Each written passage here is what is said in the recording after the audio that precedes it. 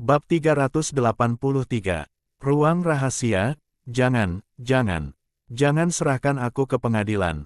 Aku akan jujur, total harta kekayaanku ada lebih dari 500.000 tak perak. Jika kamu mengampuniku kali ini, aku akan memberikan semua uang itu padamu, kata Jin Oahu dengan cepat. Pada titik ini, memiliki uang sebanyak apapun tidak ada gunanya, yang paling penting sekarang adalah menyelamatkan nyawa.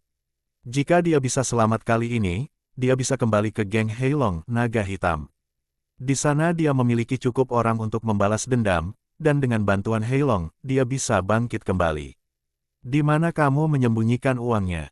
Ambil dulu, baru kita bicarakan, kata Lin Hai. Tapi kamu harus bersumpah dulu, setelah mendapatkan uangnya, kamu harus mengampuni hidupku. Aku sudah setuju tidak membunuhmu, itu sudah cukup baik.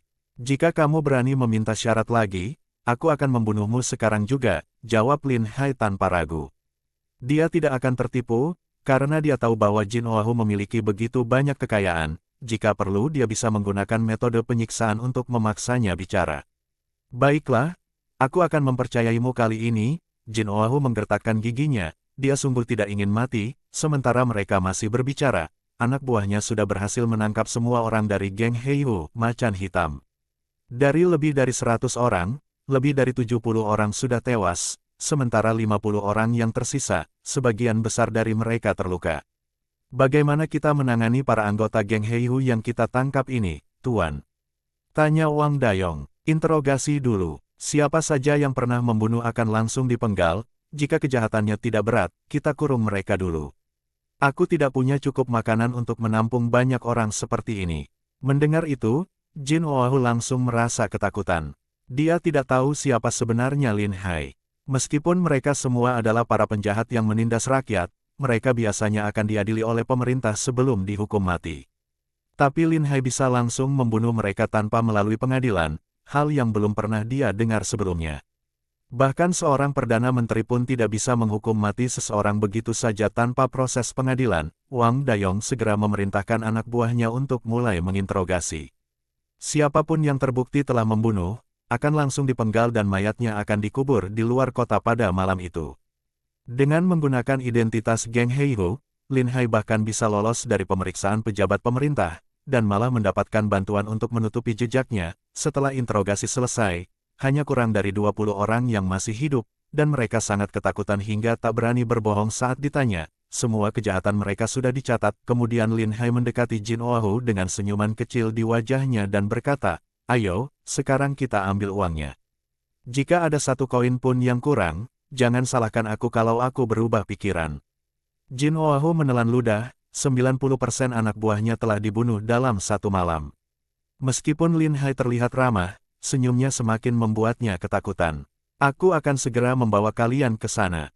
Jin Oahu, yang bahkan sudah tidak mempedulikan sakit di tulang rusuknya, langsung berdiri dan berjalan ke sebuah ruangan. Dia mengangkat kasur tempat tidurnya, dan di bawahnya ada sebuah lubang. "Semua uangku ada di ruang rahasia di bawah sana. Aku akan membawa kalian ke sana sekarang." Saat dia akan masuk, Wang Dayong menariknya kembali. "Lebih baik aku yang masuk dulu." Lin Hai bertanya, "Apakah ada jebakan di dalam? Jika orangku terluka, kamu pasti mati." "Tidak, tidak ada jebakan. Aku sudah jatuh ke tangan kalian, mana mungkin aku berani menjebak kalian. Lagi pula, tidak ada seorang pun yang berani masuk ke kamarku, jadi aku tidak perlu menggunakan jebakan." Jawab Jin Oahu dengan cepat sambil melambaikan tangannya. Wang Dayong turun ke ruang rahasia itu tanpa ragu. Beberapa saat kemudian, dia muncul kembali. "Tuan, di dalam ada banyak uang. Kalian bisa turun sekarang." Lin Hai menendang Jin Oahu dan berkata, "Turunlah sekarang." Kemudian dia mengikuti Jin Oahu ke ruang rahasia di bawah. Di dalam, ada banyak batangan emas dan perak yang ditumpuk. Dinding ruang rahasia itu penuh dengan lilin, menerangi ruangan dengan terang. "Kalian benar-benar sangat pandai mengumpulkan kekayaan." Lin Hai terkejut. Dia tahu bahwa bahkan saat pengadilan sedang krisis, mereka kesusahan untuk mengumpulkan 500.000 tael perak. Tapi kepala geng kecil ini ternyata memiliki uang sebanyak itu. Menurut informasi yang dia dapatkan, Jin Oahu adalah yang paling lemah di antara 3 saudara pemimpin geng. Bisa dibayangkan bahwa 2 geng lainnya pasti memiliki lebih banyak uang. Di sini hanya ada lebih dari 300.000 tak. Di mana sisanya? Lin Hai tidak tertipu oleh jumlah uang yang dilihatnya dan segera menghitung bahwa itu belum mencapai jumlah yang dijanjikan. Ayo ikut aku. Jin Oahu berjalan menuju dinding dan raba sebentar, lalu menekan sebuah batu bata yang tersembunyi. Sebuah pintu muncul di dinding dan terbuka perlahan, memperlihatkan sebuah ruang rahasia lainnya. Kalian benar cerdik, mereka bilang kelinci yang licik punya 3 sarang. Siapa yang akan mengira bahwa ada ruang rahasia lain di dalam ruang rahasia ini? Aku mulai curiga, apakah masih ada uang yang kau sembunyikan di tempat lain? Tanya Lin Hai dengan nada dingin. Jin Oahu hampir menangis dan langsung berlutut. Aku benar tidak menyembunyikan apa lagi.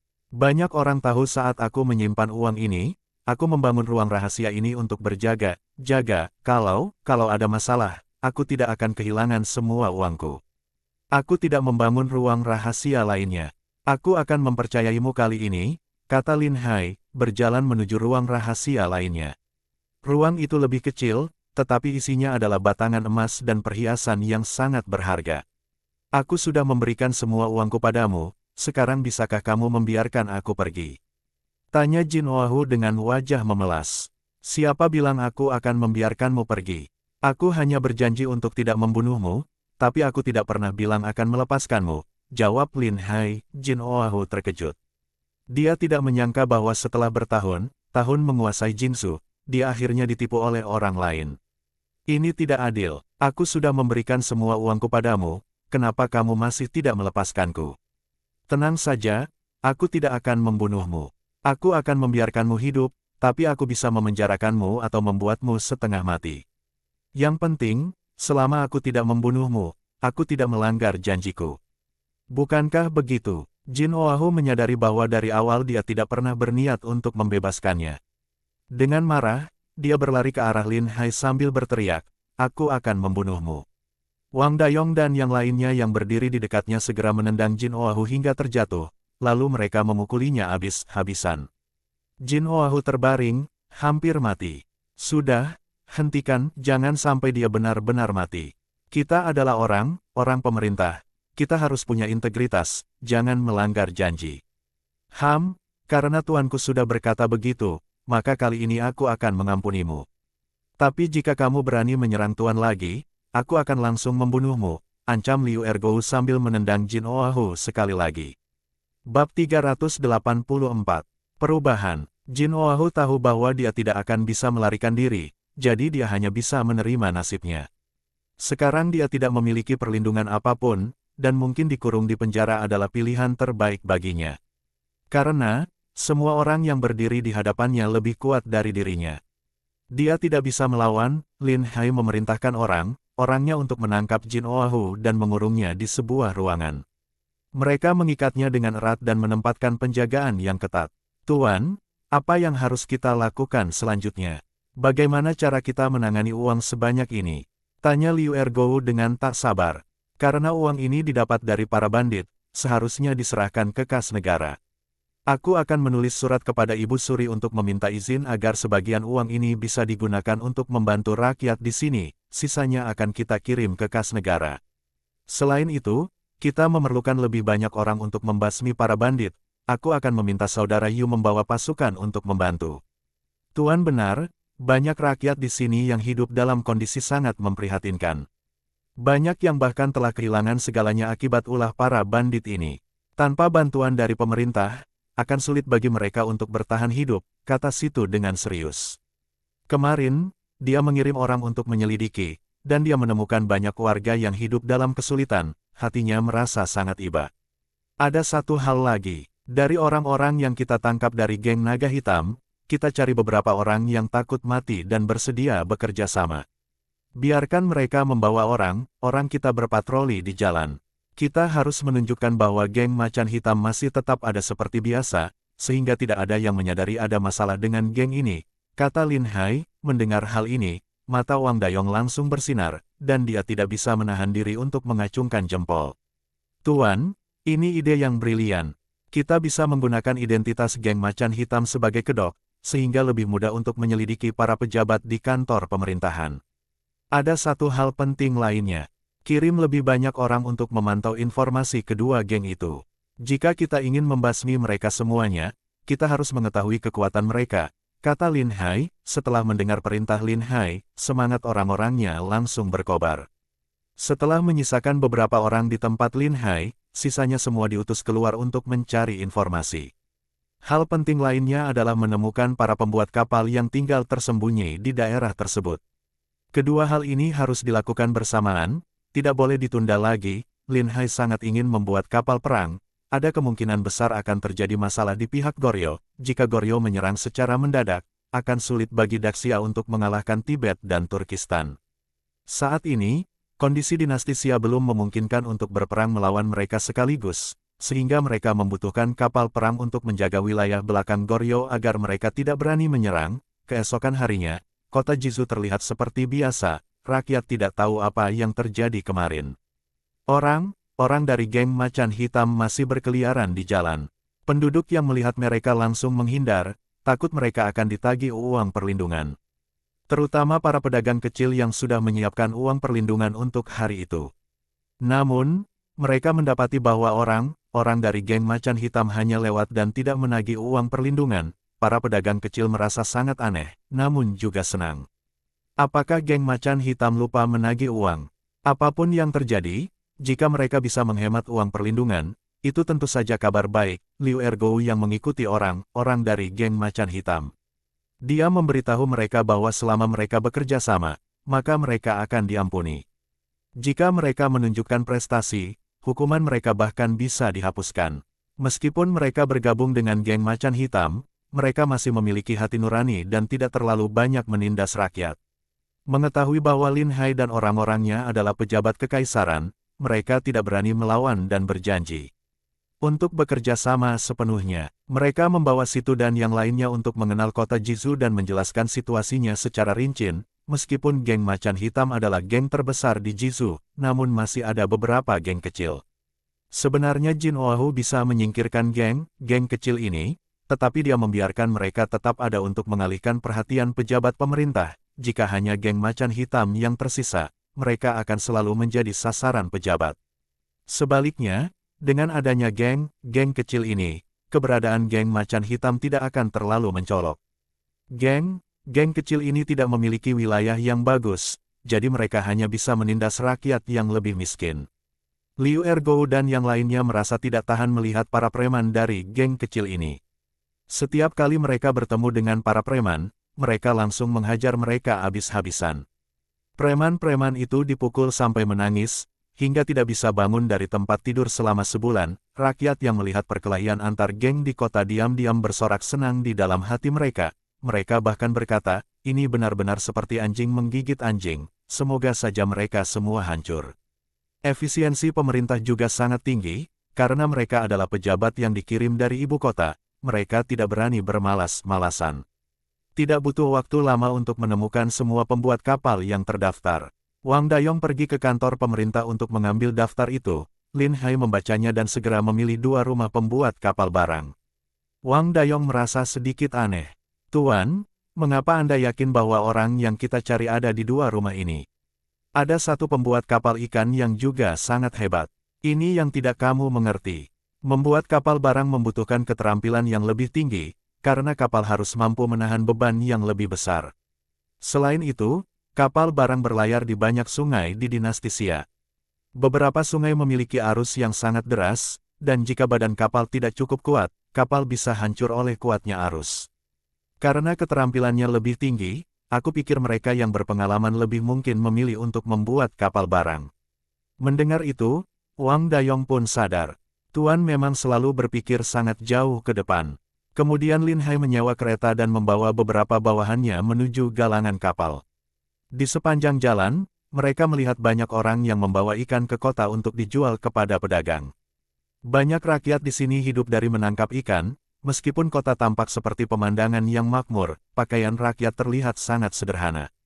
Di cuaca dingin, mereka hanya memakai pakaian tipis dengan tambalan di sana-sini. Jelas bahwa rakyat di sini hidup dalam kesusahan. Mereka bahkan tidak mampu membeli mantel tebal untuk musim dingin. Tampaknya geng naga hitam lebih parah dari geng macan hitam. Mereka benar-benar membuat rakyat sengsara, kata Lin Hai dengan wajah muram. Dia bertekad untuk melenyapkan mereka sepenuhnya, namun, anggota geng naga hitam terlalu banyak. Dengan pasukan kecilnya, Lin Hai mungkin tidak bisa menumpas mereka semua. Jika ada anggota geng yang melarikan diri, mereka bisa saja memberitahu geng ular hitam. Saat ini, hal yang bisa dilakukan adalah menemukan para pekerja terlebih dahulu.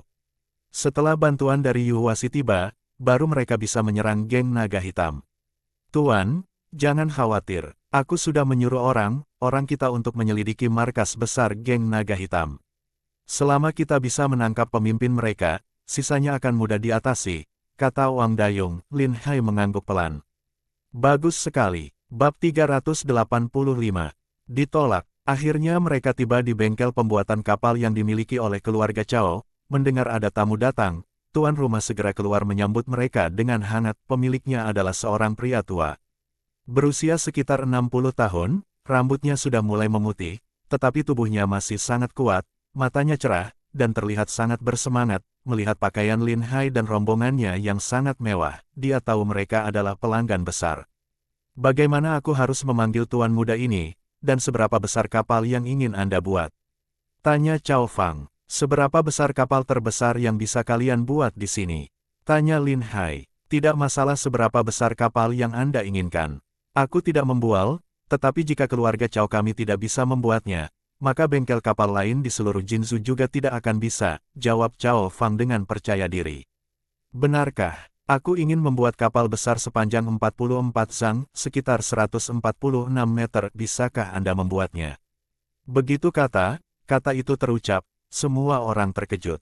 Bahkan kapal kargo terbesar pun tidak sepanjang itu. Ekspresi wajah Chao Fang berubah. Lalu dia berbalik dan pergi. Bukankah tadi kamu bilang bisa membuat kapal sebesar apapun? Aku datang membawa bisnis besar ke pintu kamu, dan kamu malah menolaknya. Tanya Lin Hai dengan senyum tipis. Aku rasa Anda hanya sengaja mencari masalah. Di sungai ini, kapal sebesar itu tidak akan bisa berlayar. Bahkan jika bisa berlayar di sungai besar, tidak ada dermaga sebesar itu untuk berlabuh, kata Chao Fang dengan marah. Haha. Apakah bisa berlabuh atau berlayar bukan urusan kamu. Aku hanya bertanya, bisakah kamu membuatnya atau tidak? Atau apakah tadi kami hanya membual, tidak bisa membuat kapal sebesar itu? Anak muda, lebih baik kamu pergi saja. Bahkan jika aku bisa membuat kapal sebesar itu, kamu tidak akan mampu membayar biayanya. Tahukah kamu berapa banyak uang yang dibutuhkan untuk membuat kapal sebesar itu? Selain itu, dibutuhkan banyak tenaga kerja. Hanya kayunya saja sudah tidak terhitung jumlahnya. Mendengar cara bicara kamu, sepertinya kamu bisa membuat kapal sebesar itu. Katakan saja berapa banyak biayanya, saya akan segera membawa uangnya. Chao Fang langsung menatap Lin Hai dengan tajam. Siapa sebenarnya kamu? Dari penampilan kamu bukan orang Jinzhou. Untuk apa Anda membuat kapal sebesar itu? Seperti yang kamu katakan tadi, kapal sebesar itu tidak bisa berlayar di sungai. Tentu saja itu untuk digunakan di lautan. Chao Fang memandang Lin Hai dengan curiga, dia merasa bahwa Lin Hai terlalu muda dan terlalu sombong. Dia tahu bahwa membuat kapal sebesar itu akan menghabiskan setidaknya 4 atau 500 ribu tael perak. Bahkan orang kaya sekalipun akan sulit menanggung biaya sebesar itu. Dia merasa Lin Hai mungkin hanya datang untuk mencari masalah. Setelah ragu sejenak, Chao Fang menggelengkan kepalanya dan berkata, aku benar-benar tidak bisa membuat kapal sebesar itu. Lebih baik kamu mencari orang lain yang lebih ahli. Sepertinya perjalanan ini sia-sia. Haruskah kita pergi ke tempat lain? Tanya Wang Dayong dengan kecewa. Tidak perlu, dia adalah orang yang kita cari, jawab Lin Hai sambil tersenyum. Wang Dayong terlihat bingung. Bukankah dia baru saja bilang dia tidak bisa membuat kapal sebesar itu? Apakah dia berbohong kepada kita? Jika dia benar-benar bisa membuat kapal sebesar itu, dia bisa menghasilkan banyak uang. Mengapa dia tidak mau? Selain itu, jika dia bekerja untuk pemerintah, dia bisa mendapat jabatan, yang merupakan impian semua orang biasa. Lin Hai menjawab dengan tenang, ada beberapa hal yang tidak kamu pahami. Orang ini meninggalkan laut dan menyembunyikan identitasnya di sini. Pasti dia telah terluka parah dan tidak ingin bekerja untuk pemerintah lagi. Dia tahu kita ingin membuat kapal laut, jadi dia mungkin sudah menyadari siapa kita, itulah sebabnya dia menolak. Oh begitu, Lalu bagaimana cara kita membujuknya untuk keluar dari persembunyiannya? Jika kita telah menemukan orang yang tepat, tidak perlu terburu-buru. Pertama, kita harus mengetahui alasan kenapa dia menyembunyikan identitasnya. Aku yakin dia tidak rela membawa keterampilannya ke dalam kuburan. Jika kita bisa memenuhi kebutuhannya, dia pasti akan mau membuat kapal besar itu, kata Lin Hai dengan penuh pengertian terhadap para pekerja terampil seperti Cao Fang. Jika dia benar-benar diberikan cukup uang dan sumber daya, dia akan membuat kapal sebesar itu, bahkan tanpa perlu bayaran yang besar, karena itulah impian setiap pembuat kapal. Lin Hai tidak pergi jauh. Dia bersama rombongannya mencari kedai teh di dekat situ, lalu duduk santai sambil mengamati keadaan sekitar. Galangan kapal keluarga Cao berada di sebelah dermaga besar, sehingga kapal yang mereka bikin bisa langsung diluncurkan ke air. Setelah sebagian besar selesai, pengerjaan kapal akan dilanjutkan di atas air. Pembuatan kapal membutuhkan banyak pekerja, sehingga di sekitar dermaga banyak pedagang yang berjualan, serta banyak buruh yang sibuk mengangkut barang. Suasana di sekitar dermaga sangat ramai dan makmur. Putra Cao Fang, Cao Qiang, tidak bisa menahan diri untuk bertanya, mereka tadi bilang ingin membuat kapal besar. Itu kan bisnis besar yang kita idam-idamkan. Mengapa ayah tidak menyetujuinya? Kamu tahu apa? Mungkin saka mereka adalah orang yang dikirim oleh pesaing untuk mengacaukan kita. Membuat kapal sepanjang 44 zang setidaknya membutuhkan 500.000 tael perak. Menurutmu, siapa yang bisa mengeluarkan uang sebanyak itu? Cao Fang menjawab dengan ketus. Walaupun mereka hanya ingin mengacau, mereka tetap harus membayar uang muka dulu, kan? Kita bisa bekerja sesuai dengan uang yang mereka bayar, jadi kita tidak akan rugi. Kalau mereka benar-benar ingin membuat kapal besar, bukankah itu bisa menjadi kesempatan bagi ayah untuk mewujudkan impian ayah? Cao Qiang terus mendesak, tidak semudah yang kamu pikirkan. Orang yang bisa membuat kapal laut sebesar itu hanyalah pemerintah, tapi orang itu terlalu muda. Masalah sebesar ini tidak mungkin dipercayakan kepadanya. Lagi pula, kamu tahu situasi pemerintah. Mereka tidak punya uang sebanyak itu untuk membuat kapal, jawab Cao Fang dengan serius. Alasan dia tidak mempercayai Lin Hai adalah karena dia merasa Lin Hai tidak dapat diandalkan. Di daerah ini, berita sangat tertutup, dan kemenangan Lin Hai dalam pertempuran belum tersebar. Sebaliknya, di kalangan masyarakat, nama besar Lin Tiangui yang lebih sering disebut. Pemikiran ayah masuk akal, sayang sekali dengan kemampuan ayah. Sepertinya ayah tidak akan pernah punya kesempatan untuk membuat kapal besar lagi. Cao Qiang menghela napas panjang, dia merasa sangat sedih. Meskipun mereka sangat terampil, tanpa dukungan pemerintah, mereka tidak akan pernah bisa membuat kapal besar. Bagi mereka, ini adalah sesuatu yang sangat disesalkan. Sudahlah, ayo kembali bekerja. Kalau kita bermalas, kita tidak akan punya cukup uang untuk makan, Cao Fang mendesak putranya. Dia sendiri juga mengambil gergaji dan mulai menggergaji kayu. Meskipun bisnis mereka cukup besar, sebagian besar uang yang mereka hasilkan harus diserahkan kepada geng Heilong. Selain itu, mereka juga harus memberi makan puluhan pekerja. Jika pekerjaan mereka terlambat sedikit saja, mereka bisa kehilangan uang dari satu kapal, dan seluruh keluarga mereka akan kelaparan. Di dalam hati, Cao Fang selalu merasa marah. Dia ingin sekali membunuh para preman yang terus-menerus memeras mereka.